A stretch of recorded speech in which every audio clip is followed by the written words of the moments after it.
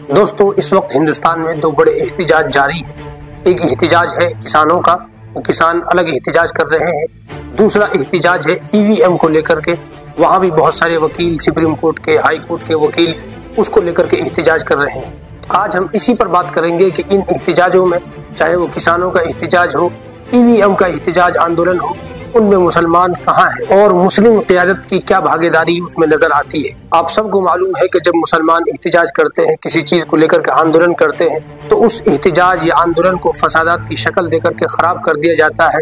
तो उस वक्त बहुत सारे दानिश्वर उसके लिए आवाज भी उठाते हैं और मुसलमानों के हक में बोलने की कोशिश भी करते हैं। खैर, मैं बात कर रहा हूँ इस पर कि इन एहतिजाजों में जो मुसलमानों की भागीदारी होनी चाहिए थी, जो हिस्सेदारी होनी चाहिए थी, वो हिस्सेदारी नहीं है। मुसलमान जब एहतिजाज या आंदोलन करते हैं किसी चीज को लेकर के, तो मुसलमान ये बात बार बार कहते हैं कि हमको मीडिया गलत तरीके से दिखा रहा है या हमको खास तरीके से निशाना बनाया जा रहा है।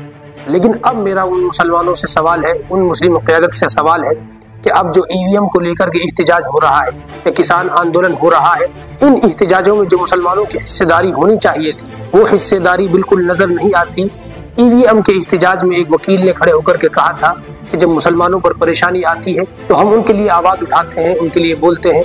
लेकिन आज जब हम ईवीएम को लेकर के एहतिजाज कर रहे हैं तो मुसलमान और मुसलमानों की क़यादत और जिम्मेदार नजर नहीं आते, जबकि इससे सबसे ज्यादा अगर फायदा होगा तो मुसलमानों का होगा। और ऐसा बिल्कुल नहीं है कि आंदोलन के वक्त में मुसलमानों को ही परेशान किया जाता है। ये बात यकीनी है कि मुसलमानों पर खास निशान होता है। लेकिन अगर किसान आंदोलन की बात करें, उस एहतिजाज की बात करें, तो उसके अंदर किसानों के लिए बोलने वाले अकाउंट बंद कर दिए गए हैं और उन पर भी सख्ती की जाती है। लेकिन वो अपनी लड़ाई लड़ते हैं और उनको मालूम है कि हमें लड़ाई किस तरीके से लड़नी है। लेकिन मुसलमानों की अगर बात करें, अगर हम अपनी बात करें, तो उन एहतिजाजों में हम कहाँ हैं? अगर हम उनको ये महसूस नहीं कराएंगे कि आपके साथ हम खड़े हैं, तो जब हम पर परेशानी आएगी तो वो भी इसी तरीके से खामोश रहेंगे या किनारा कश हो जाएंगे। इसलिए मेरी मुसलमानों से अपील है कि वो इस बात को सोचें और समझें कि इन एहतिजाजों में आप लोगों का किसानों के साथ या जो लोग ईवीएम को लेकर के एहतिजाज और आंदोलन कर रहे हैं उनके साथ खड़ा होना चाहिए था कि नहीं।